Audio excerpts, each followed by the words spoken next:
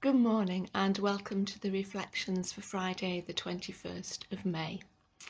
Now I don't know about where you live, but here in Darlington, well, it's been pretty soggy, especially yesterday.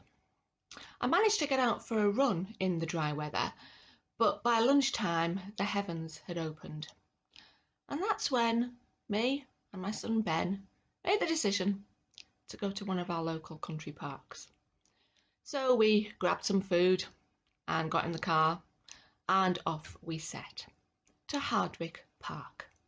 Now, if you don't know where that is, it's near Sedgefield and it's a country park that used to be attached to the large house nearby, which is now a hotel.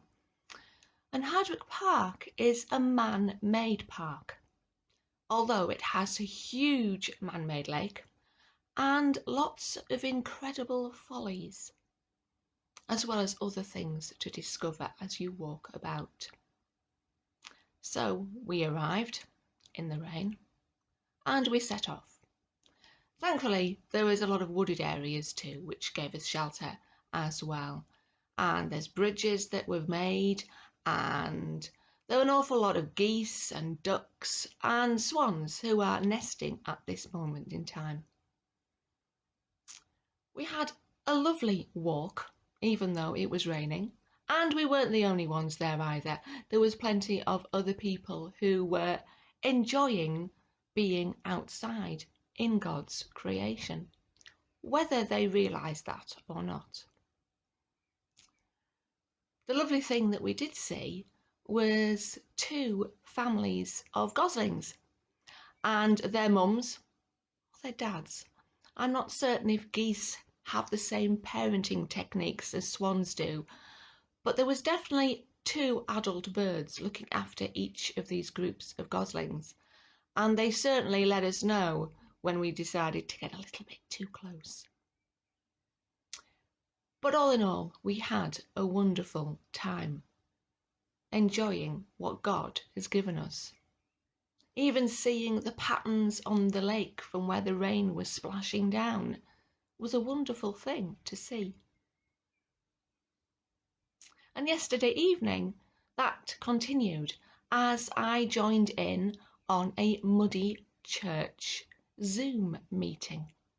It was an introduction to Muddy Church, and we were encouraged to think about our own environments and how we can encourage people from within the church and outside of the church to connect with nature.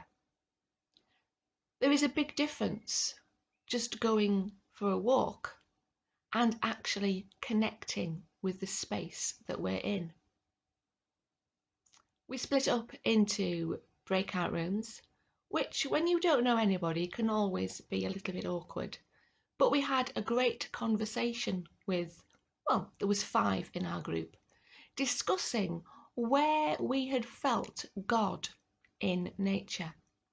Some people mentioned sunrises and sunsets. Some people talked about water, whether that be the sea or a lake or a river. I spoke about the tree that's outside my house. It's currently covered in hundreds and hundreds of lovely green leaves, but seeing it get to that point from when it just looks like a dead tree with nothing on it is a wonderful form of creation. And it's important that we understand creation too. That if it wasn't for the rest of creation, we wouldn't be here either. Now, many of you will have got, through some kind of technological device, the poster for our first Muddy Church next Saturday, the bank holiday weekend. And I encourage you to come along. You don't need to have children with you, although it is a family event as well, but it's open to everybody. And we will set off from Lanchester Garden at the front of the church, and then you will be allowed to just wander at your will, following a trail that you will be given, to enjoy and really look at where we are, what we are surrounded by, and then, after maybe an hour or so, to come back together and share what we've seen, what we've heard, what we've smelt, what we've touched, and just say thank you to God. So please, it's open to all.